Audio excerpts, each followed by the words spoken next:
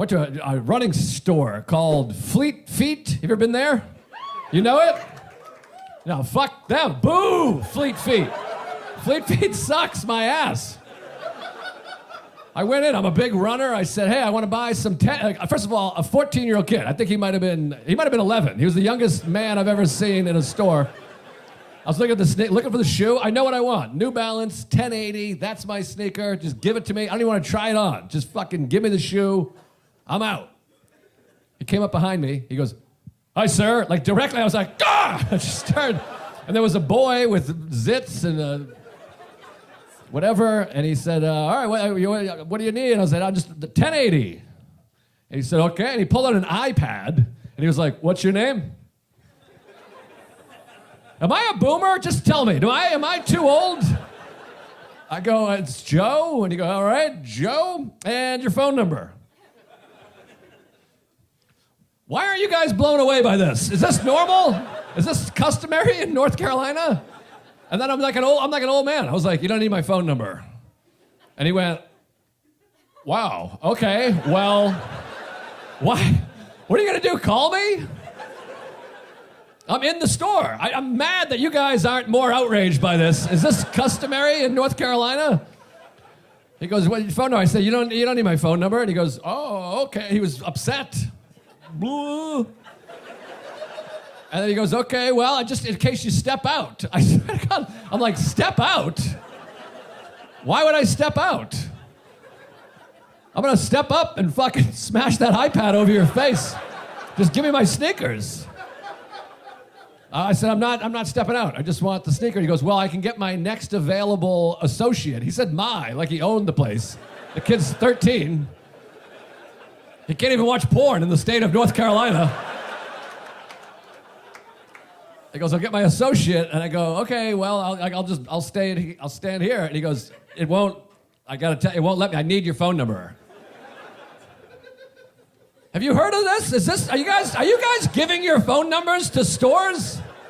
I said, "I'll buy them elsewhere. Thank you." I really fucked him up. I killed him. I said, "I'll buy them elsewhere. Thank you." And he went, "Boo, boo," and like walked away. Sad. And Matt and I stormed out, and I'm like, they're probably telling the story right now. They're like, some goofy old asshole wouldn't give me his phone number. Fuck Fleet Feet. I'm gonna spray paint my phone number on the door with a dick and balls. That's crazy. That's crazy, right, sir? Why do stores need your phone number? My wife doesn't have my phone number. Anyways, let me get right into the jokes. I feel like the local riffs aren't hitting. Anyways, and this is the other thing. Have you guys ever heard of this shoe store called Fleet Feet? You know it? Fuck that place. I hate that place. Fleet Feet can blow me. Fleet Feet sucks. It's like I'm a big runner, and I wanted some new sneaker. I like New Balance 1080s. I know, right? This is how I like to shop. I walk in, I'm like, "Give me New Balance 1080s. Just hand them to me, and I'm leaving. I know the size. They fit. See you later." So I was looking at the shoes, looking for them. I'm like this, and then a 14-year-old kid that worked there, he might have been 11. I have no idea. He looked 9. He walked up behind me, like he's crept up behind me. He's like, "Can I help you, sir?" And I was like, "Oh, Jesus Christ." I looked. He had like 3 pimples and a boner. And I was like, "Hey, I want some New Balance 1080s. And he pulls out an iPad. He goes, "What's your name?" "Joe." He types it in. "Joe." He goes, "And phone number?" Is this customary? Why aren't you guys reacting? Is this not psychotic? Is this normal in North Carolina? My phone number to buy sneakers. How come no one reacts to this? What's going on in this state? I go, "Oh, you don't need my phone number." And he goes, "Oh," like he was like he looked like I slapped him in the face and said, "Suck my dick." He was like, "Whoa." I was like, "Yeah, it's phone number. I just want the 1080s." And he goes, "Well, my best associate is going to help you, but what if you step out? Just in case you step out." I'm not going to step out. I'm buying the sneakers. Is that normal here too? Do you guys go to stores and then you're like, I'll be right back in like 5 minutes. I'm just going to go smoke a cigarette. I'm like, I'm not stepping out. I want the shoes. He goes, all right. And then he was trying to do something on the iPad. He goes, yeah, it just won't let me. I need your phone number. I go, I will buy them elsewhere. Thank you. Am I the asshole here? Am I like an old boomer? I feel like you guys are on his side. I've never given my phone number to a teenage boy, not since like 12 years ago I did. I made that mistake one time, and I did my time. Why would I give a shoe store my phone number? I would like to send you dick pics every couple months just to check in on your shoes. Anyway, so I got no new shoes. I thought this would kill, but you guys really seem confused by the whole situation.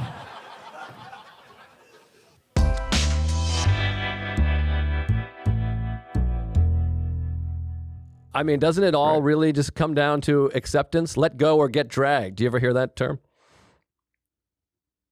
Yeah, no, I do think that you can get more or less everything out of that. I mean,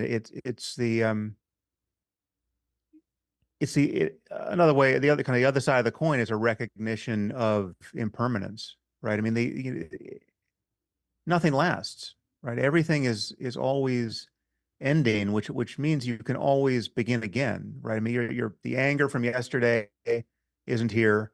The anger from 10 seconds ago actually need not be here unless you prolong it, right? So you can always become willing to start again and to encounter the fresh mystery of your being in the world, and the rest is a story you're telling yourself, you know about the past or the future. The rest is you grinding your gears unnecessarily, right? It's possible to be happy right now before anything changes, right? And and there are tricks for recognizing that. I mean, and the Stoics have their tricks, which again are work at a different level than mindfulness.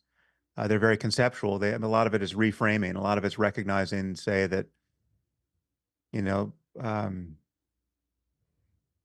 there are lots of bad things that are happening to other people right now that aren't happening to you right now, right? And just think of how grateful you are that's the case, right? Think how much would you pay to be in precisely the situation you're in now, the one you were complaining about to your wife, 5 seconds ago, if any one of a number of things on the menu of suffering had happened, and which haven't happened, right? If you didn't have the car accident today, you didn't get the cancer diagnosis today, et cetera, et cetera.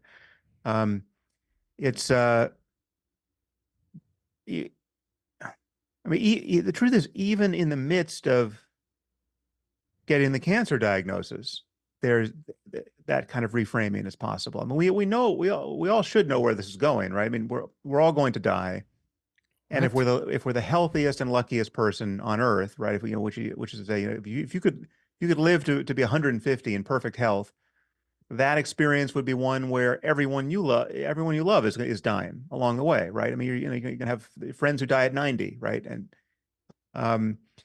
again, in the best case. So it's just like, nobody gets out of here alive. And the question is it possible to live a truly fulfilling and beautiful and creative and ultimately tranquil life in the midst of that certainty of change? And it is, but the thing that gets in the way continually is our thinking about the past and the future. And our thinking is very, I think I said this earlier briefly, but it very much has the character of a dream. I mean, it is just like, and this is also neurologically true, it's quite similar.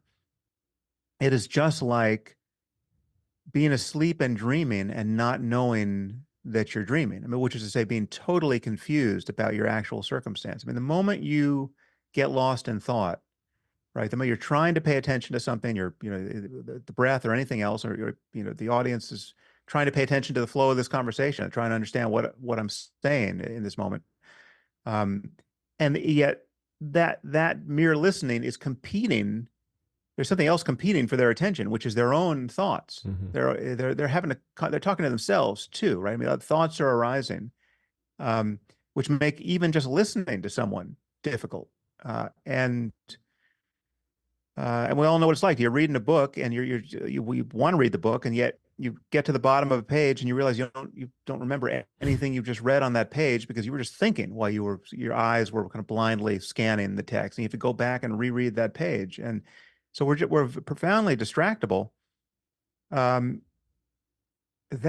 is a kind of dreamscape. It is a kind of psychosis, right? It's a real moment of being lost. I mean, you don't know what you're about in those moments when you're just, fully identified with the next arising thought, right? And I mean, just think of how strange it is to be able to feel bad.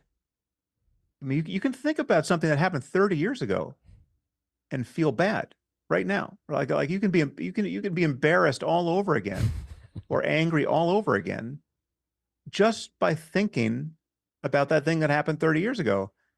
That's amazing, right? It's like, and that's happening all the time, that sort of thing, right? Or more often you're thinking about the thing that happened yesterday, but it's a bad dream, right? So the question is, how long do you want to be asleep and dreaming when it's possible to just be awake and to be enjoying what is true in this moment, which is just that everything is happening all by itself. These thoughts and sensations and perceptions are just appearing. You're not doing any of it ultimately. And this touches the free will question. But anyway, yeah, I hope that addressed something you asked.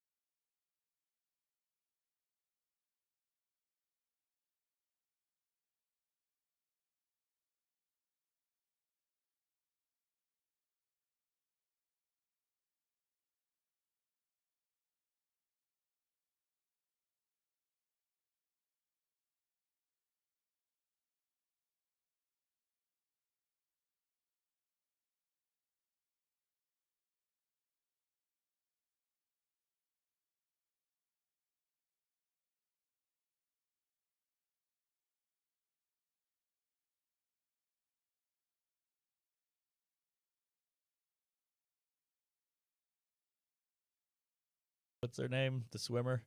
Caitlin Clark. No, that's a basketball player. Or a female shooter. Matt Broussard. The swimming guy. Michael Phelps. The trans. Oh, Thompson. Leah Thompson. Thank you. There you go. Leah Thomas. Leah Thompson, you see her tits in all the right moves, which we should put together. If somebody should do a smash, cut, grab, whatever it's called, of all the times I've mentioned that you can see Leah Thompson's tits in all the right moves. No, you go. So it's me and Sarah, then we beat you guys. Then it flips to you and me. We dominate the women. Then May and I are a team, and then you go back to Sarah and I. That way it's not just one team getting fiery. All right, let's hope Leah Thomas doesn't show up. Who's Leah Thomas? Yeah, keep moving. Leah Thompson. Who's that? That's the one. All the right moves are tits. Back to the Future. Leah Thompson. Oh, Red Dawn. That's right. Hot. Yeah. That's when he makes out with his mom. You see her nipples in All the Right Moves. Ooh, she had a real run, that lady. She certainly did. I watched All the Right Moves when I came back, and boy, Leah Thompson's tits are really spectacular. Are they out? Oh, yeah. Oh, I missed that scene. She is something else. Yeah, you can go see Lorraine Baines McFly's tits. Wow. It's pretty exciting. She was like a girl next door, something to snack on. Would you fuck Mary Steenburgen if you had the opportunity? Sure. I mean, I'd fuck Marty McFly if I had the opportunity, and his mom, which he tried to do. You see her tits in All the Right Moves. Is that right? Oh, my God. Get on it. Watch it tonight. Those are the right moves. Pretty fun film, too. It's like Back to the Future. You know, the mom was into the son. Yes, exactly. Aha. So they were on to something. And she's hot. Leah Thompson's hot. You see her tits in All the Right Moves. Which one's all the right? I watched Risky Business. Yeah. Craig T. Nelson, Leah Thompson. You see her tits? I should have told you that. You Yeah, well, you buried the lead there, didn't you? All the Right Moves is 83. Leah Thompson's tits. Thompson's tits. All the Right Moves was all right. Yeah, it was great. I don't remember you I saying feel that. like I've alluded to it at least 9 times. How are they? Through the years. How are they? They're like high school fucking Leah Thompson tits. What are you, crazy? They're fantastic. Okay. No wonder her son raped her in Back to the Future. Fun film, and boy, she was something else. And her daughter, I think, is a hot actor now, too. Well, there's Leah Thompson, and then there's Elizabeth Shue. And they have a very similar look and tit. Their tits and face are very similar. Right. I get people say Sarah looks like Elizabeth Shue all the time. I could see that. Yeah. Yeah. An old shoe. It's like an old slipper. But yeah, no, Elizabeth Shue is the hottest. Leah Thompson. I mean, all those women, because you're a boy watching them. Oh, yeah. Back to the Future, when they do the dance at the end and that camera cranes over and they flip the undies Oh, up, I that used to was pause big. that all the time on the VHS and just. That was big. And she had those old lady 50s panties. And it was Oh. still hot because it was just nice high school legs in the air. I love a 50s panty, and Chuck's getting all hot and bothered. He's put a I pillow know. on his lap. You got to put a towel down for this guy. Sat up and put a pillow on. Joe likes Scorsese and Ronan is Jewy. It's Joe and Ronan talk movies. I don't know this movie. I forget. I saw it. I haven't slept. Action. Cut. We're back. We're here. We're talking the holdovers And other stuff. and other stuff. We got to say others because no one saw the fucking holdovers. Saw it. It's big. It's a big movie. People saw it. What's We are a the movie- box office? We do a movie podcast. I'm like, let's do whatever, Deer Hunter. You're like, no one's seen it. You're like, always no one's seen it. No, it's a movie Deer Hunter they have podcast, seen. or whatever. It's a movie podcast. Holdovers is big. What a terrible comparison. the Deer Hunter, which won Best Picture This in might win Best Picture. 1978 or whatever. I'll tell you this, you'll get Yeah, it might someday, not 35 years You'll get ago. nominated for Best Picture. It's going gonna to be nominated. The fucking black lady who sucks is gonna be nominated. God. When she I was stinks. watching that, I was like, Joe's gonna hate this when the black lady comes on. I kept an open mind, and I have mixed feelings about it. I know. Well, first you loved it, but then you were mixed, and then you said you loved it. It stuck with me. It had a big resonating Ah, factor. the stick. Before. I'm Big trying, stick. first of all, I gotta make sure not to laugh. I apologize. This is like my confession apology, but like I watched the clip of me when you were doing the thing about the kid and me laughing. It was the most disgusting thing I've ever seen in my entire life. No podcast in the history of podcasts addresses the previous podcast more than this. Someday we're gonna get it right. Every podcast we just go, sorry about last week. Well, yeah, but I do like. I mean, besides the fact that apparently we got the killers all wrong, even though I don't fully get that. Oh yeah, what I want to say. I want to apologize. Wait, real quickly, though, can I Yes. just plug a date real quick? Because What are you doing? I'm right in the middle of a point. Do it early, but not in the middle of my All right, fucking well, point. finish the point. Finish your You point. didn't even finish your own first point. I know. I got a plug. Plug. I'm desperate. Philadelphia Helium this Wednesday night. Please, tickets. Wednesday. That's why I need to plug it. It's desperate. There's no one there. I love that you think everyone saw the holdovers and everyone will just make plans for tomorrow. The whole reason we're doing this is for this I plug. gotta stop laughing into the mic. This plug. Do it. Philadelphia Helium this Wednesday. Get tickets now. Stop this. Get tickets. I'm also at Grove 34 to Story the next day, Thursday, but that's probably already sold out. Ron on Comedy on Instagram. Go there. Get tickets. Didn't you shoot your special already? Yeah. Why are you doing these one-nighters? It feels like you're warming up for a special. It's not working another out- one, is there? Working out new material. Oh, all right. Well, I'm know? at Grove 34 Friday. I just did the best Grove 34 of my life, by the way. a great It was room. oh, you missed it. The one that Lex couldn't come to. It was fucking insane. It was so good. I'm doing it December 1st, Friday, December this Friday. Go see it. This Friday. Well, I guess they're not going to go to my show now. They'll come to both. Go to Philly. Anyways, we blew it on the killer. But I don't know if we blew it. buddy. I don't know. Before we get to whole over, I don't know if we blew it. We thought it was ridiculous. It didn't make sense, and then we got a lot of the. But I liked it. We got the. You heard me say I liked Yeah, but it. either way, you didn't understand it. Like, what they were Oh, saying. I understood. Don't try to get out of this. But I liked it. He likes it. I don't fully agree with what they're saying. No, people were. Did you go to the comments? I told you not to look at the comments. No, I didn't look at the what? People were commenting and they were breaking it down, and then they were saying they were like, just Rana just totally missed the point. He's an idiot. I was chiming in. I was like, absolutely, he sucks. How horrible are these comments? Well, I look at the comments in the first day. It's all nice, like Ron's hilarious. I'm so glad this podcast gets back. It's day 2 they get you. It gets bad. Wow, they're just like Does the the podcast. anti-Semitism come in day 2? They're like, no, it's not anti-Semitism. It's anti-fat. It's anti-loud. It's anti-wheezing. That kind of stuff. I'm only wheezing when I'm laughing, right? Yes, I think so. Nope. But I anyways, apologize for the laughing. I'll keep the mic down. The I'm sorry. comment, and this is what makes it such a great pod. The comments made some great points. They're like the whole point. We thank the commenters. You missed the whole point of the film. The point is, he's not doing anything he's saying. He's saying, I'm perfect, First I'm of great. all, He doesn't do as it. He critics, blows we it. cannot rescind. We cannot renege. Ebert and Siskel, course you can. Ebert and Siskel will never like the next time. We're wrong. No, they do absolutely do. They do that? Absolutely. Roger Ebert many, many times has done that. The following week, Not the following week. maybe like 20 years later. And not from random fans being like, you suck, you idiot. You can't bow down immediately. No, Ebert's no. like, I'm wrong. Okay, you know, the Blue Velvet was great. I take it back. A lot of angry. We can't angry email our way into. No, many, many people. And by the way, this is how society gets to move forward, is people Right. admitting they were All right. wrong. We were wrong about the killer. We were wrong about Hamas. These guys are aces. They love gays and women, and they're not terrorists. No. Freedom fighters. They're fantastic people, first-class citizens. we take that back. Love the Hamas. But wait, so I still think the killer, I get that he fucks up everything. It's still not like that. First of all, he doesn't fuck up everything. He gets a lot right. It's not like that clear of What a... doesn't fuck? He's not fucking Don Knotts. Well, I mean, that's what they're acting like. They acted like we were like fucking seriously critiquing Naked Gun. They acted like we were up there being like, But- Leslie Nielsen would never be a police officer. This is ridiculous. Now this should be the show, us responding to the commenters. That's good. Yeah, well, I'm just saying, like, he fucked with the shot in the beginning. I get that. He does Right. take stuff personal. That is true. But yes, he's talking like a very efficient, amazing killer, yet he's fucking everything up, including the listening to the music. Yeah, well, He's an idiot.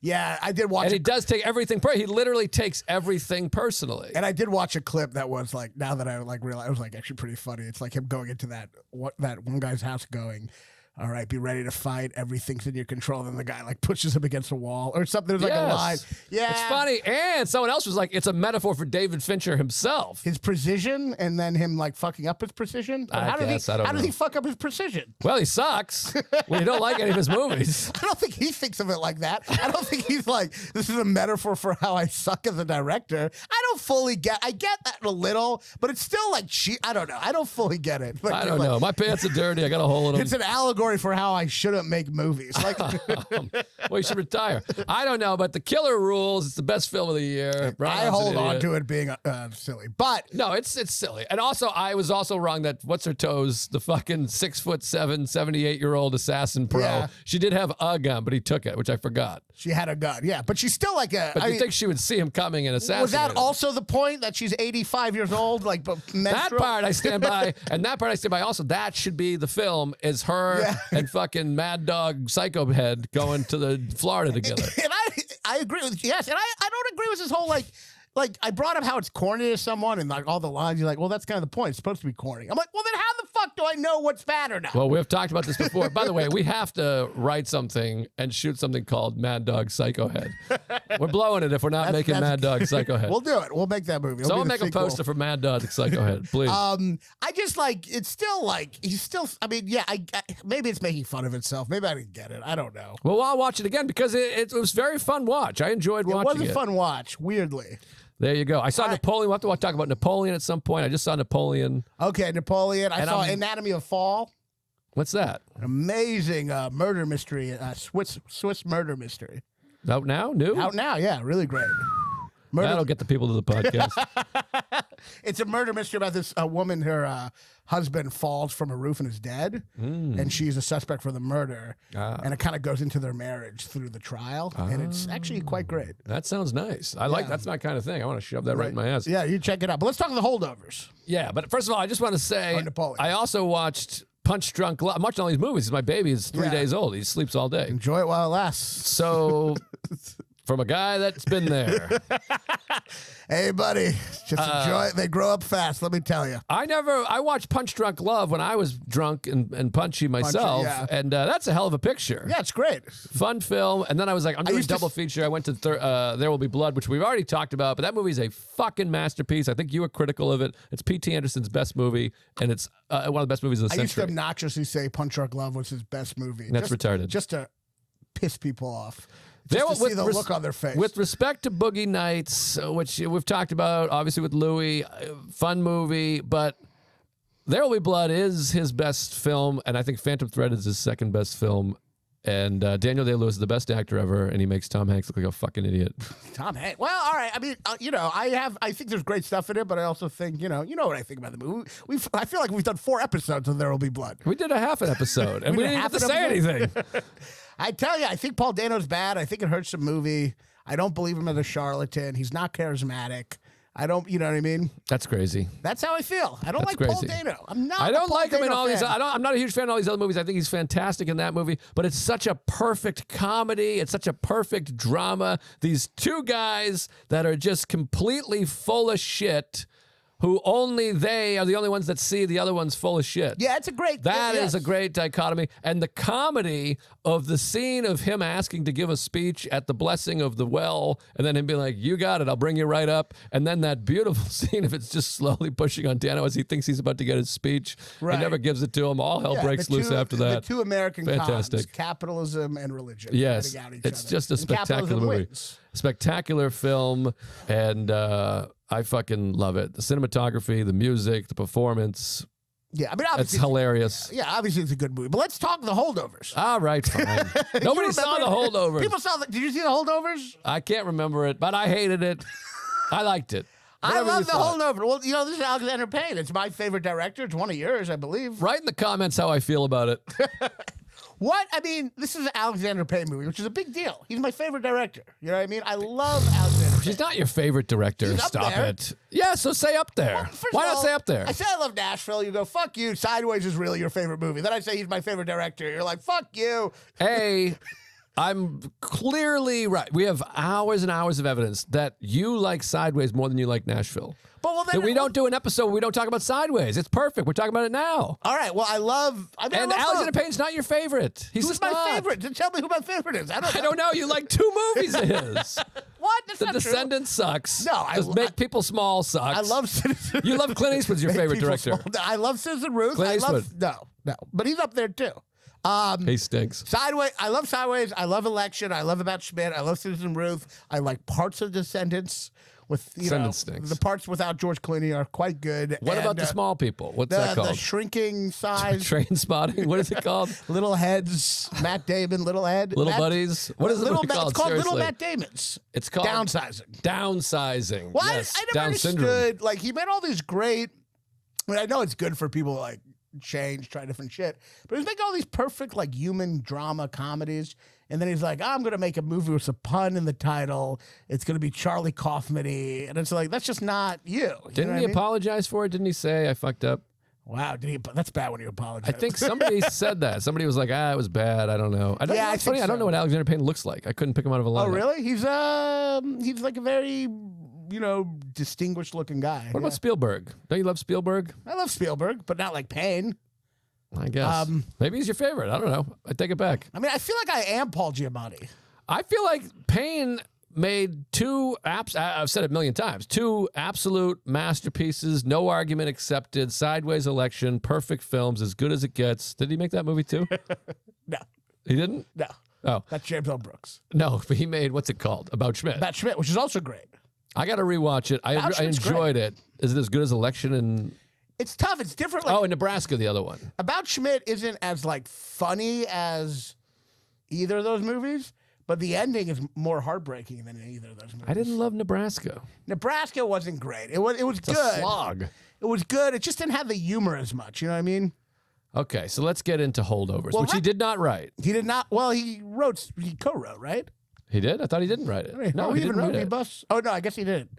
He didn't write it. He didn't write it at all. I don't think so. I'm pretty sure he did Never not mind, write I it. hated It has director and then written by underneath Well, it. first of all, the minute I start watching We it, got a verdict on that one. I think he didn't write it. I mean, I know another guy wrote it, but I thought he threw his name in at the end. I don't know. No? Lex is looking it up. Here we go. Drum roll. Drum roll. What's funny about it is all the people listening to the podcast, they like already probably know. They can just look it up. Or they don't know what this movie is. No, they never heard of it. Sole All right. credit. All right. No credit. Fine, and that's true for Nebraska, too. Someone else wrote that. Well, I'll just say right away, and this is where we diverge, just right away, movie opens. I'm watching it with, who am I watching it with? Some comedian This from... is compelling. I watched it with Matt Wayne, who I wish I had a movie podcast with right now. We had a great conversation about I'm it. like Lawrence Tierney and Reservoir Dogs. Toby Wong. Toby Wong. Fucking Charlie Chan. Who did I watch? What was it? Dallas? This is the paw. The hoof. Goodfellas is the best movie. Let's just talk Goodfellas. The minute it starts, I start laughing. I'm dying laughing. In the I beginning. didn't fucking laugh a single time. Well, this no is where, laugh. I mean, there's no way to I was argue like this. There's no way to argue that.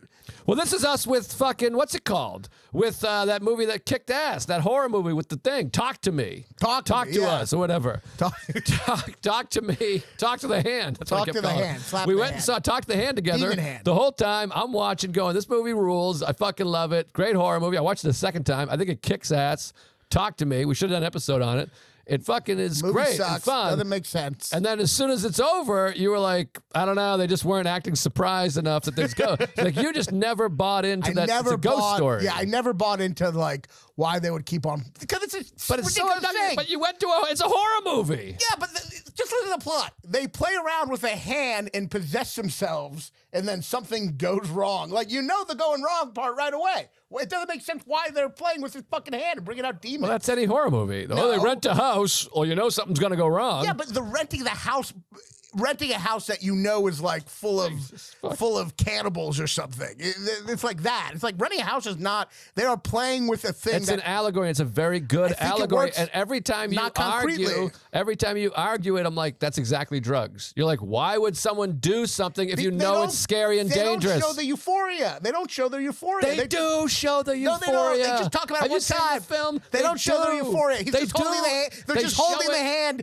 and then there's and then it's terrifying, and they keep on doing something terrifying. They show it by afterwards. They're like, that was crazy. That was great. Let me do it again. But you don't feel the euphoria. I I don't get don't it. feel I'm terrified. like I want to be friends anymore. Anyways, we're talking about The Holdovers. Have you heard of this film, folks? So the I minute I didn't think it was watch, funny. I'm dying laughing. Like last yesterday, I'm like that red hat. You know what I'm talking about? Last Like, yesterday. I mean, like at the podcast. I'm dying red. Fucking. I got the microphone in the theater. I'm laughing into the microphone. So what was so funny? To me, and I'm a sucker for this. You laugh at Giamatti's silly faces. No, it's not that. I'm a sucker for his the references to ancient Rome and him acting like people wouldn't get it or would get it, like not being able to read the room. All the references to that I find hilarious. Right. It's like Confederacy of Dunces. It's like it's just like.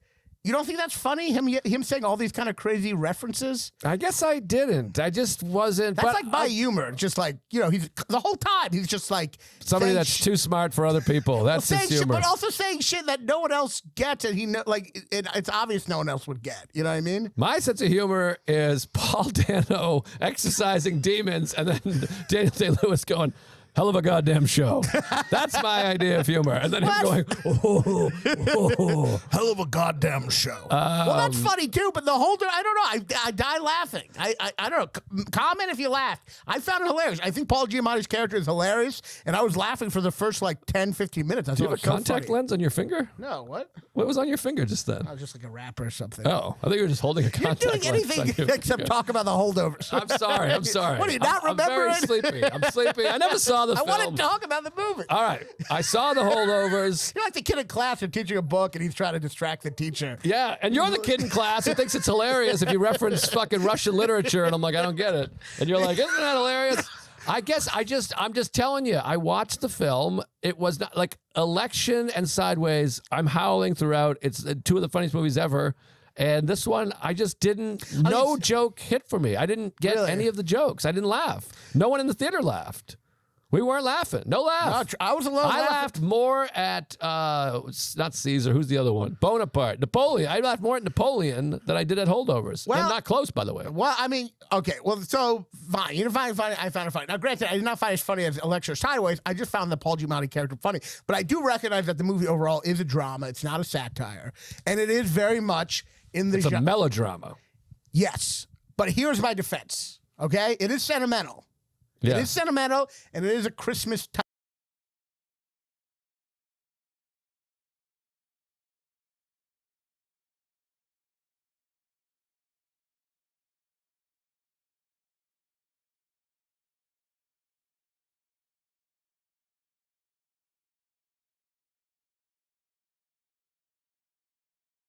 Sorrow in this movie. The black woman The guy burned his children to death. Died. They died. The whole group died in the fire. Not extreme, but the kid, his You dad, don't know what it's like to have a child. Yeah, bro, once you have a child, As man, a dad, you don't know what love is, Ron. you don't understand what burned kids are. You probably see dead kids, you just laugh. But once you have a kid, you can't possibly understand love. You're just incapable of understanding love. does all this. What? Did we fuck it up? No, it's great. She did all these things. The three characters are extremely sad. She does all these things for her son who dies in war. There's like a tragic irony there, right?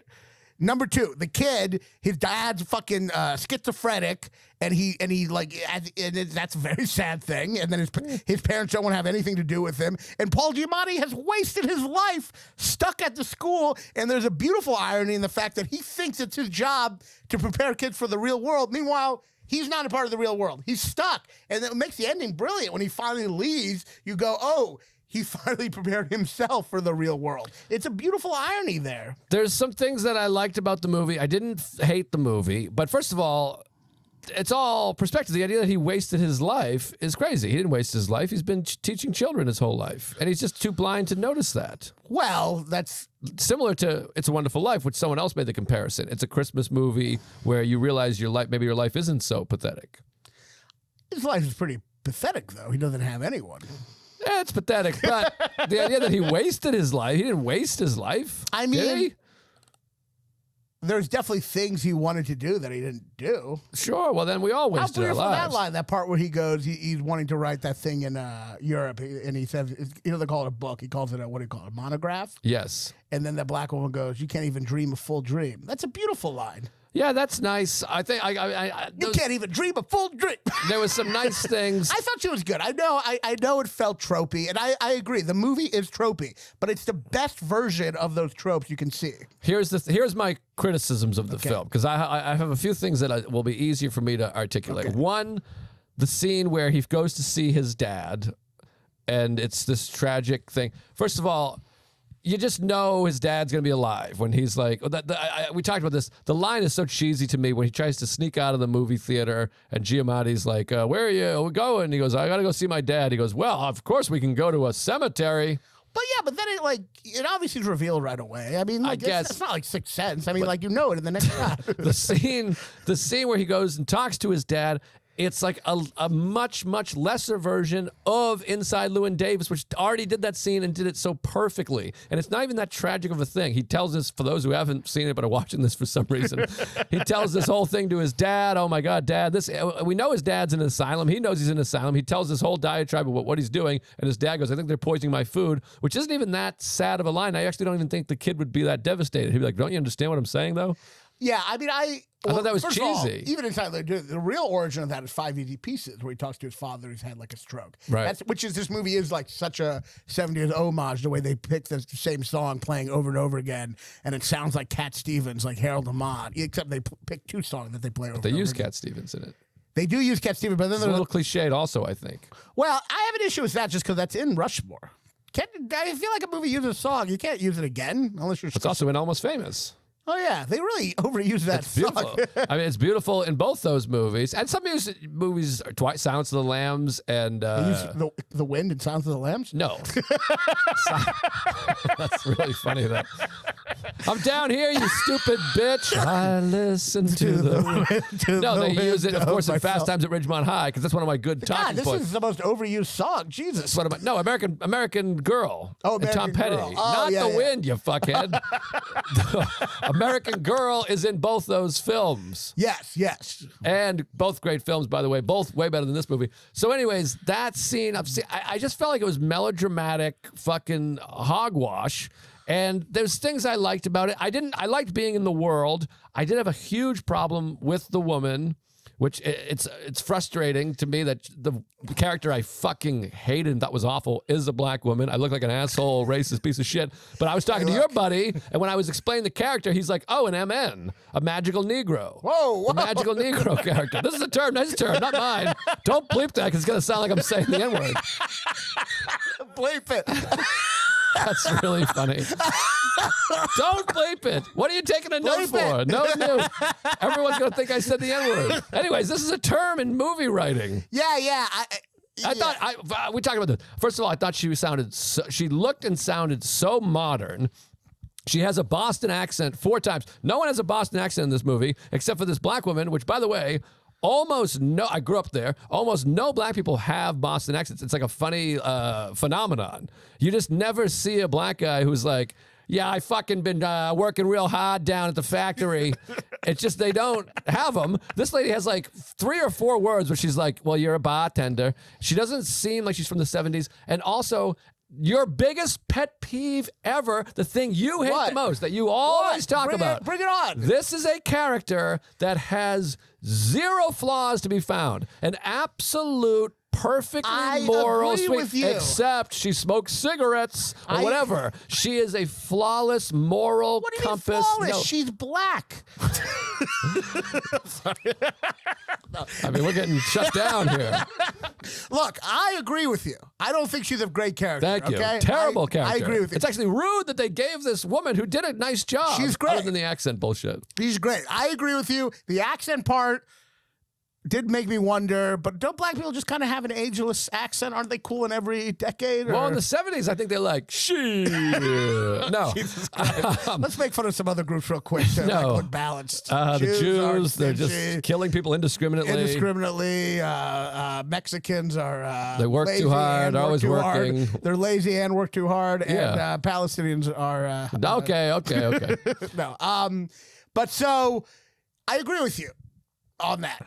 I thought the character was And I terrible. agree with you about a lot of the flaws in the movie, but here's my thing. I do think the movie was flawed. I also thought it was like extremely moving. And that's where it goes beyond the intellectual. I found it extremely moving. And even the scene where he goes to see the father, even though we ain't got money. the father goes, they put something in my food, is a bad line because A, feels like a first draft. Like, what's a line someone crazy would say? And they put the first draft in there. Exactly. And you know it's coming, and it's fine if you know something's coming, but you want to have it beyond what you thought. You know what I mean? Which is why Inside Llewyn Davis does do it well, because he shits himself. You don't even realize it. That being said, it's still extremely moving to me that he's telling him about all these achievements. It's more about, like, it's not about the father. To me, it's about the son wanting to tell these achievements to his father, even though knowing. I still was moved by that. I don't know. And I'm still moved by, like, Paul Giamatti in the movie. That's the thing. It's, like, very flawed and sentimental, but sometimes I think the sentimentality makes him more moving in a weird way. Yeah, I don't know. I just, nothing was working for me. I said it to Matt about an hour and 15 minutes in the movie. I was like, I got to tell you, nothing's hitting me. I wasn't buying in. I didn't feel overly sentimental. I thought that, like, it was just sort of cliched. I was frustrated. Matt and I were both frustrated that, like, well, I thought there's going to be several characters there. Yeah. And then all of a sudden they all just leave. Like, oh, guy just took him in the helicopter. That was the saddest part. That part was sad, was that they couldn't get a hold of his mother and he had to stay. That everyone was going on this thing. To me, like, that was heartbreaking to me. To me, like, the whole movie, and this is where I guess I think it's similar to Manchester by the Sea thematically, is that it's about suffering people in a life that's not fair, and then all you have is, like, basically bonding with other suffering people. Now, this is that's what's at the core of the movie. Now, this is an interesting thing because you also think Rocky sucks. Right. But that's Rocky to me. It's Right. very similar. Holiday, Thanksgiving, they're trying to make the Thanksgiving thing, and it's just these 4 losers. And it's such a beautiful character study of these 4 losers with a great score and such a compelling movie. Yeah, I mean, I don't But you think hate that. I don't think it's. Yeah, I don't think Rocky's terrible. I just don't think it's fucking. Didn't it win Best Picture? Of course, it won Blow Best me. Picture. But you know what I mean. But like, I don't think I don't like. blow you. I think this has like some real suffering and what it has is humanism. You see people suffering and you see no one's really that bad of a person. They're suffering. And there's little moments that are beautiful. When the kid takes the other kid's glove and then he puts that other glove in the water and you watch that glove go down that's just a beautiful image to me. That image makes me want to cry. I don't know. It just didn't. The Korean kid pissing the bed, it's just like, I don't know, it moves me. Yeah, none of it. I wasn't buying any of it. It just wasn't hitting me. And I'm a sentimental guy. I'm raw with emotions with the baby and the business. But it just felt melodramatic that he was had pissed himself and they were just like, screw you, Asian guy. And he was like, boo. And then he's just crying. It just felt very like, I miss my mom. I'm sad. And then the guy, none of it worked for me. It And felt the very glove going human. up the street just felt like a Hallmark movie to me. I thought that was a moment of like real sad pain. I didn't see that Hallmark. That's the thing. It's Sad like, Alexander Payne. I think the Hallmark stuff hides the fact that there's a real sense of life, horrible suffering underneath it. I think the Hallmark thing is almost the genre, but the story itself, there is tropes, but there is some real fucking pain in the movie. The idea that Paul Giamatti is just stuck there for years, afraid to go out in the world, like these, and he is old, and the sentimentality sometimes actually makes it more like when that woman like rejects him, you know. Yeah. That scene, that shot of her like with the guy at the door, it's a heartbreaking shot. And it's a little more heartbreaking in this movie because this movie is sentimental. You kind of assume he is going to get with her. So I thought he was going to get with the black woman. It actually felt like they were a better fit. Yeah, suited. there was some tension there too. Yeah, it felt like that was going to be something. I also thought the kid wasn't great. There was moments later he was good. I thought he was actually kind of bad and goofy. I thought there was moments, Giamatti, who I think is great, was over the top when they're first driving the car, like yelling at each other. I thought it was just like, this feels silly. It felt sketchy for a moment. I love Paul Giamatti. I thought he was amazing in it. Yeah, I thought he was okay. I just think he's like running in a way that was like stupid. It's just like I don't know, something about Paul Giamatti is like, he is an actor, but Yes, he's also an ugly man. And you feel the pain. I hope to work with him someday. Well, you just feel the pain of like even though he's playing a character, like there's a realness to his, you know what I mean? Well, I also felt like that the whole thing of like most people don't like you and this thing, I didn't.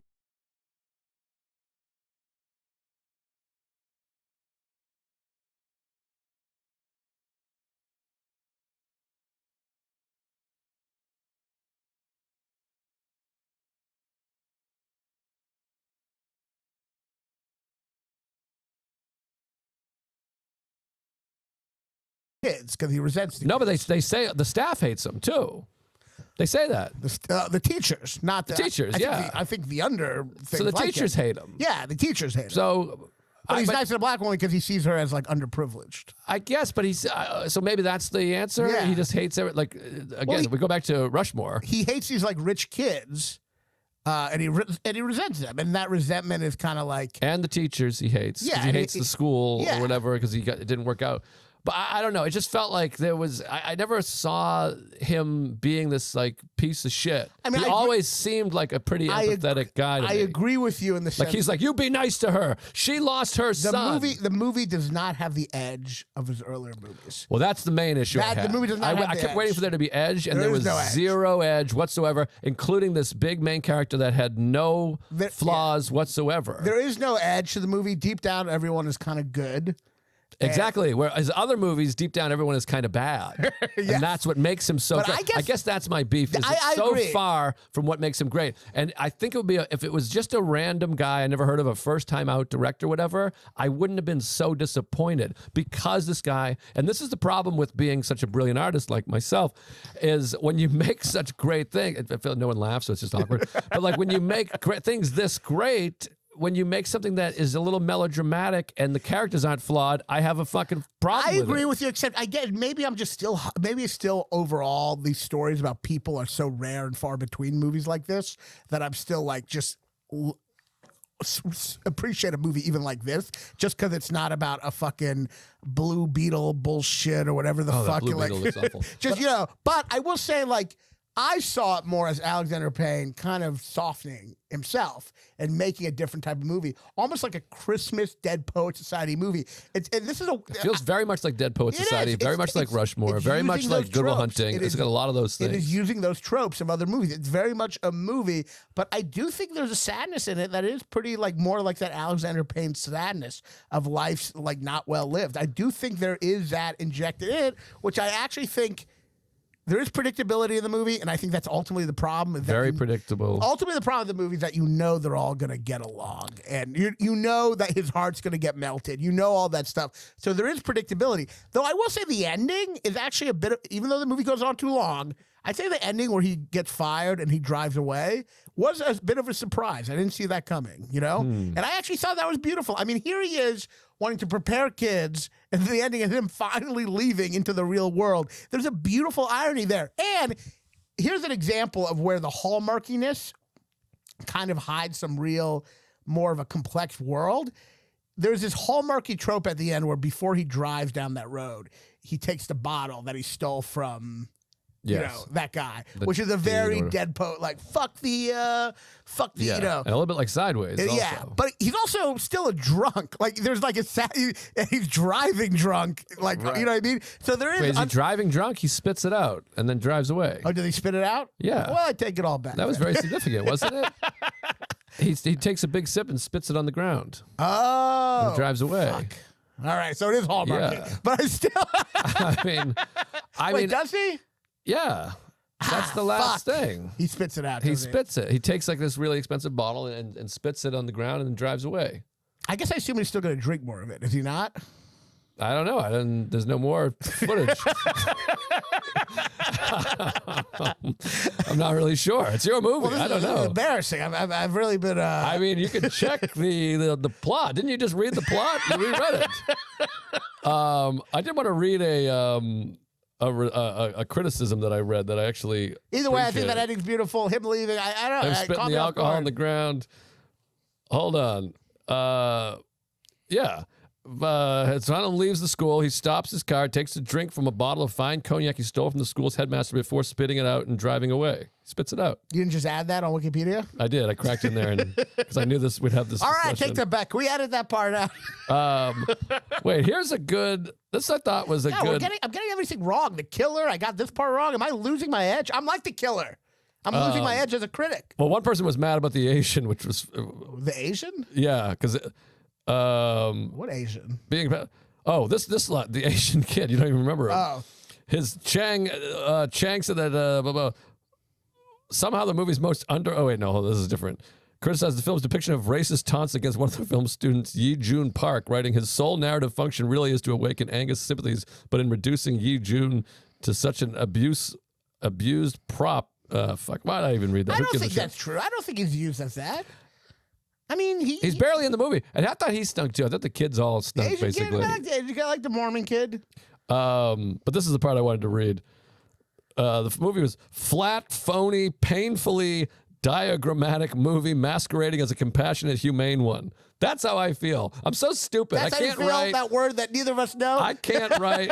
I can't articulate. I'm not a critic. I'm an actor. That's it, like that. Diagrammatic. But no, flat, phony, and painful, masquerading as compassionate and humane. That's how I felt. You it really felt feel that? flat. I mean, not exactly, obviously, but it fell flat to me for so much. There's things I liked, and I didn't hate it. I did enjoy being in the world. Yeah. I like being in an empty school. The music's beautiful. The shots are beautiful. But I thought they were okay. I didn't think they were that spectacular.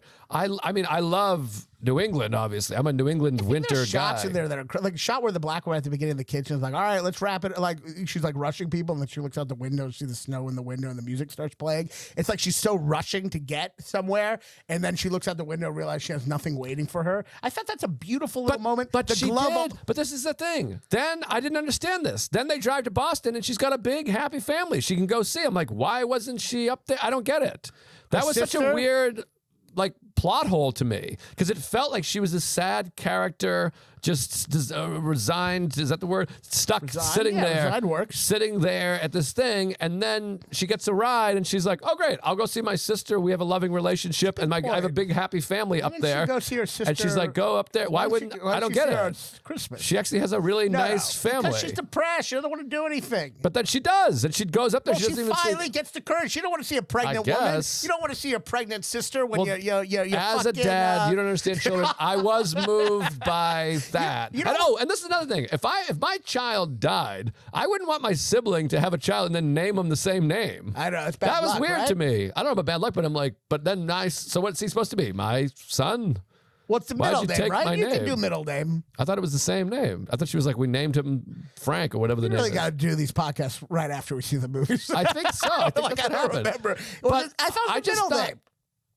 Oh, she said. I think she said I named him Bob, or the kid's name. I forget the name. Bob. So then every time she sees him,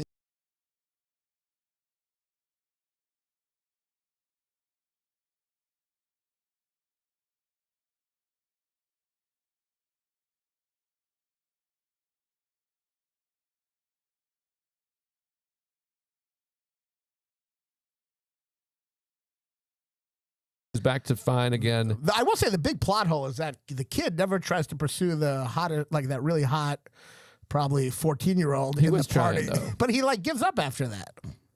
Well, he couldn't get a number. Back then, he didn't have numbers. There was no like missed opportunities or whatever it's He called. must have like wanted to. Is she that Can young? we bleep this? She's a high school kid. No, she's an adult in real life. Yeah, fuck it, whatever. Yeah, she's I'm not, cute. I'm not saying to fuck her. I'm just saying she's attractive. You know. Yeah, she's cute, and he was trying. She was looking down the shirt. That was fun.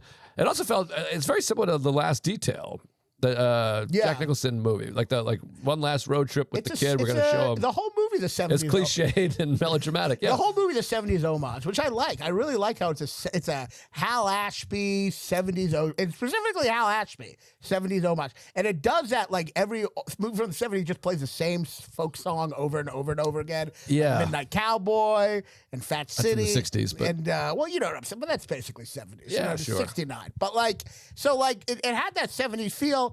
I don't know. I mean, I agree with all these things. It is tropey, it is sentimental, but I think there's real pain in the movie and there's real bonding that I found meaningful. You know what the movie needed was real pain. Some 1999 Alexander Payne. I wish he had punched it up or punched it down. It made it a little I didn't know where that wordplay was grittier. going. I wish it was a little grittier, a little nastier, a little bit more. I mean, I always something talk new. about Election, where it's like it just seems like a regular high school movie, and then there's this guy saying her pussy gets so wet. I know. There was no her pussy gets so His wet. other movies aren't sentimental at all. What Like, do you mean? His other movies, Alexander Payne, they're not sentimental. But there's sentimentality in there, and it's more moving because it feels so real. Tougher. Yeah. I mean, look, he's grown. I mean, the end of Sideways is quite sentimental, is it Well, not?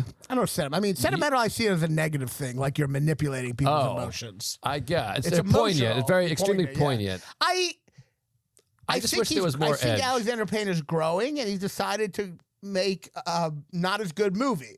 But it's growing. still really good. I still think it's powerful. I think there's images in it that are really powerful. It stuck with me. It resonated. I do agree. I agree with all the things you're saying, but it's very hard for me to be moved by a movie, and I found myself moved by that movie. You know what it is? I think I really found myself moved by Paul Giamatti.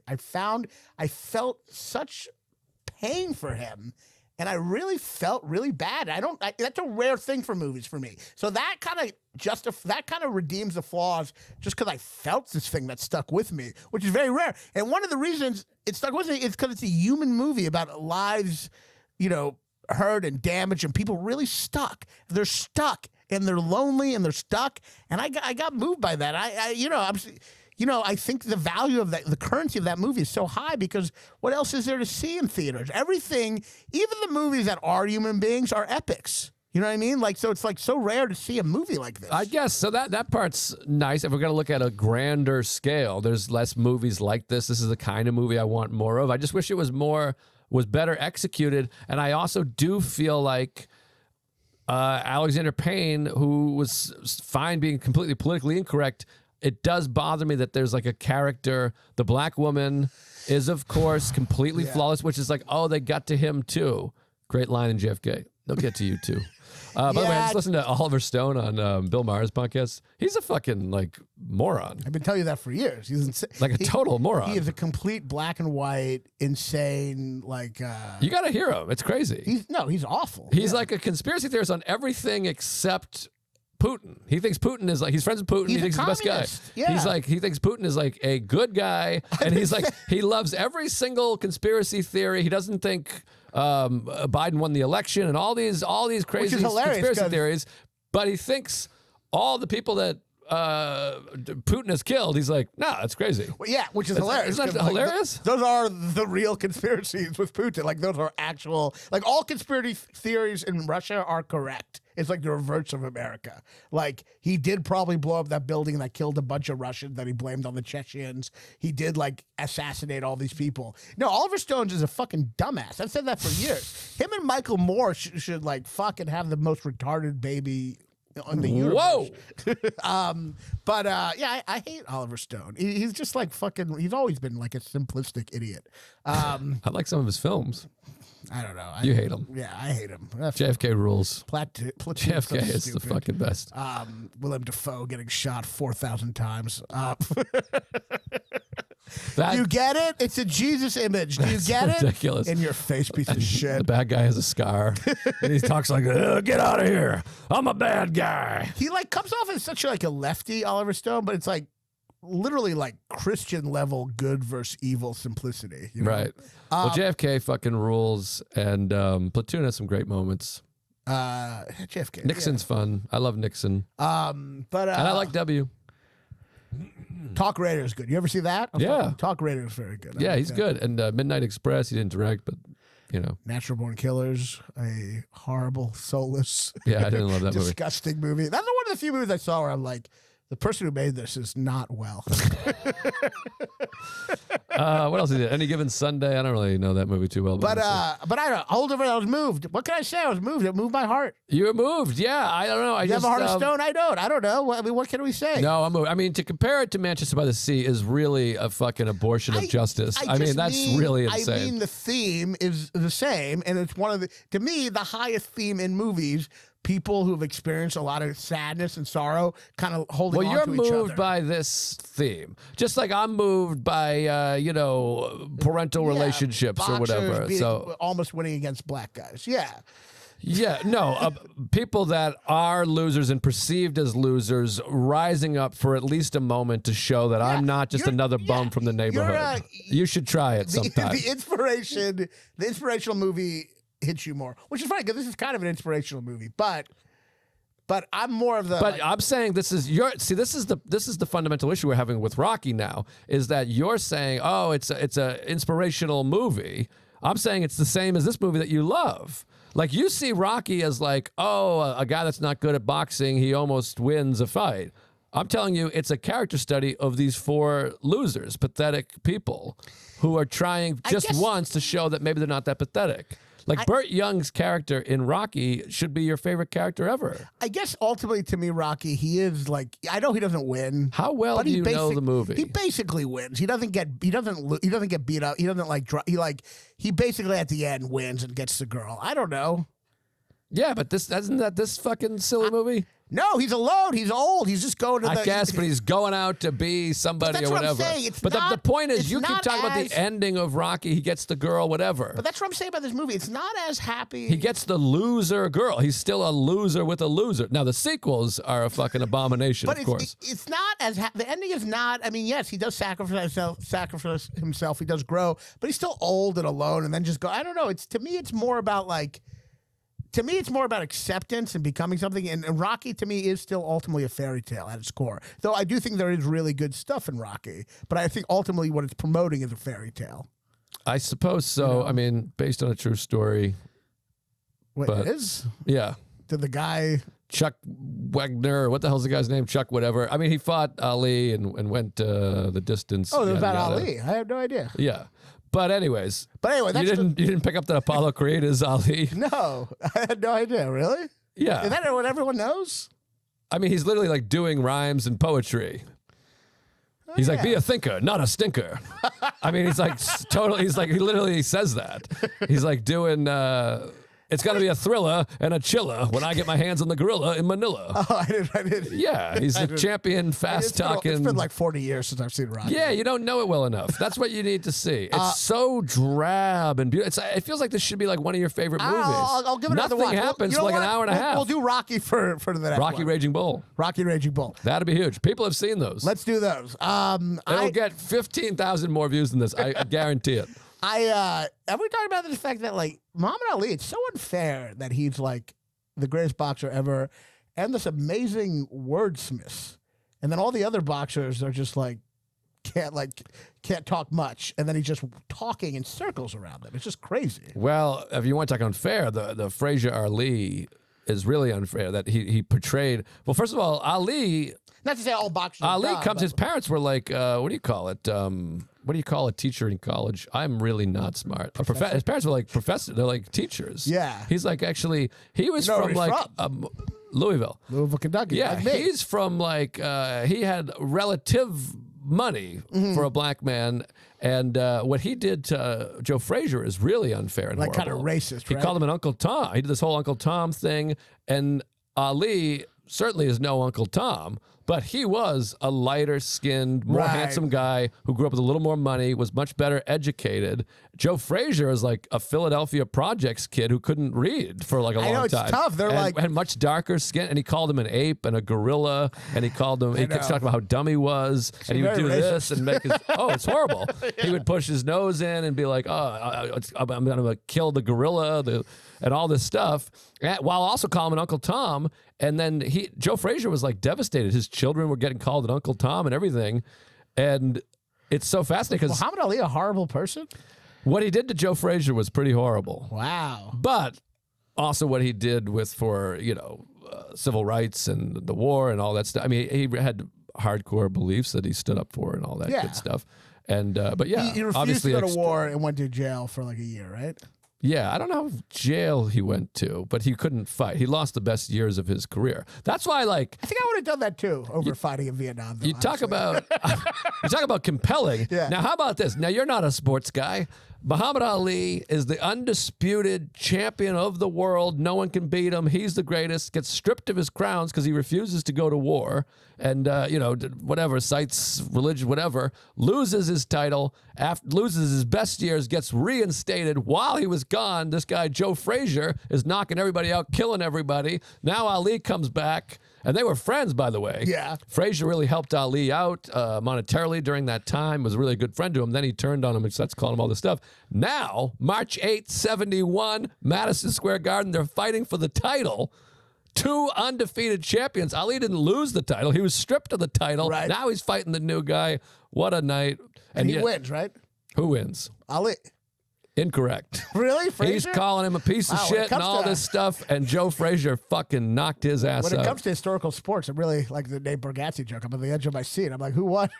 By the way, I said knocked him out. I'm going to get 500 people. He knocked him down and won by a decision. I guess what I'm saying is like Joe Frazier probably wasn't like great with words the way Ali was, right? No, I mean, I told you he was like illiterate until he was whatever age. It sucks that Ali's like, I'll put you here, and he's rhyming and doing poetry, and then Frazier's like, just give me a second. Let me, you know what I mean? It's like tough. It's like if Don Rickles was a boxer. There's some great Ali stories, but also you ever hear Frazier years later? This is like in like the 90s. He's like, yeah, he won 2 out of the 3 fights, but look at him now. You tell me who won those fights. That's pretty good. But yeah, Frazier never got over it. It was really devastating. But no, Mike Tyson's good with words. I guess. He said he wanted to eat his children. That was like one of his things. I know. But he's like, I'm going to eat his children. That's poetic. There's imagery. It's actually really funny the way he talks, Mike Tyson, because he has violent imagery, but then it gets like emotional at the end. He's like, I want to stomp on his children and eat them and poop them over his face so he knows my pain. Like it gets very like emotional at the end. No, hey, I do that voice for I'm really good. For some reason, I can really capture that voice. The Tyson? Yeah, the fellow lisper. My list isn't that bad, though, right? As bad as Tyson's? I don't know. He just has a higher voice. I have a lisp like Tyson. I'm from Louisville, like Muhammad Ali. Maybe you're a tough guy. Is there a connection between me and George Frazier? George Frazier? George Foreman? George Foreman. You're both fucking idiots. I like grills. Yeah. I had an invention for a grill once. I'm like every boxer. There's a similar thing. But But anyways, Ali, yeah, great all right, so fighter. it gets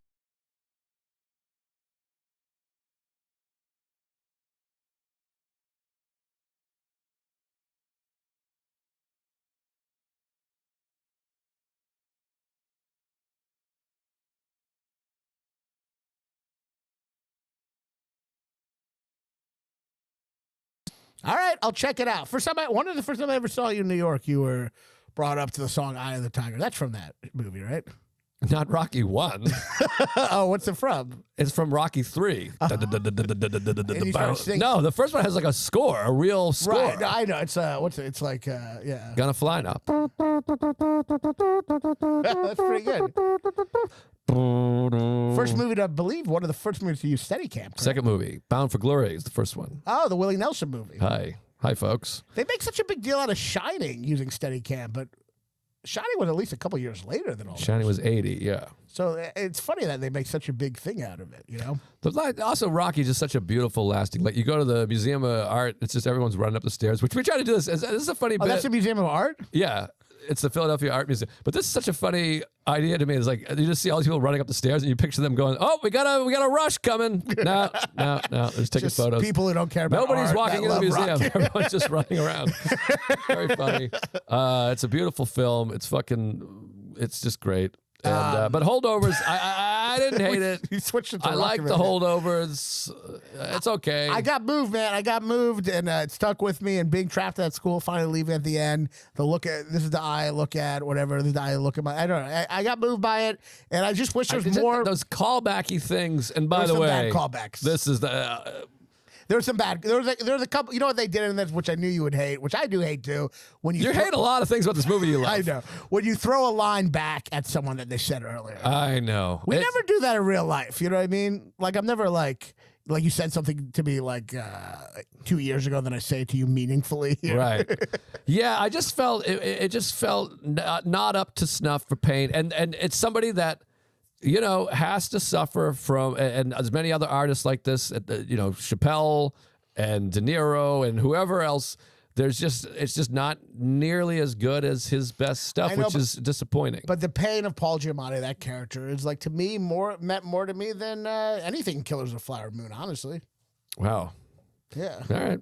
You know what I mean? And it's also rare. Like in the 90s, you had movies like this all the time. $1 million projects that were like somewhat had a decent budget, but like not like a giant movie. You don't have a movie in that level. Either it's like an art film that's like cost 12 cents. Right, but you're talking about a different thing. Like, am I grateful this movie got made? Yes, that's great. I wish there was more movies like this. I talk about this all the time. Like, I miss this kind of movie. That doesn't mean this movie's good. Like, I hope there's more movies like this. Fantastic. But I'd like it to be better executed. I'd like to have characters with flaws. To me, it's all, well, the other characters have flaws. To me, it's all relative. There's so few of these movies, the currency of it does go up. I suppose so.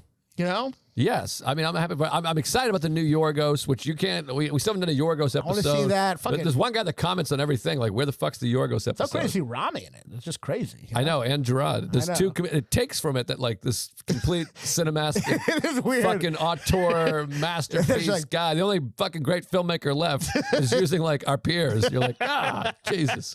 Yeah, see Anatomy of a Fall. It's incredible. I mean, it's a beautiful movie, very intricate. You got to see it, man. I'm dying. I'll see it. These people aren't going to see this fucking film. But anyway, see me in Philly. Should we do plugs? Let's do plugs.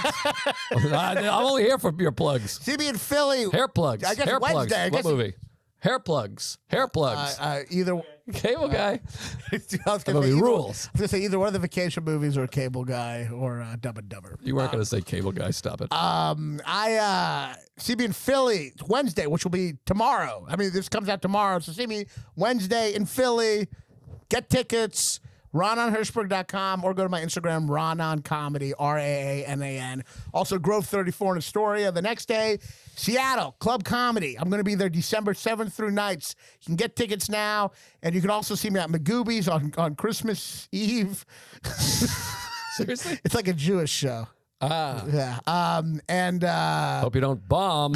and then also some other shit. Mohegan Sun. All right, that's enough. Okay, all right, Jesus sorry. Christ. Go to the website.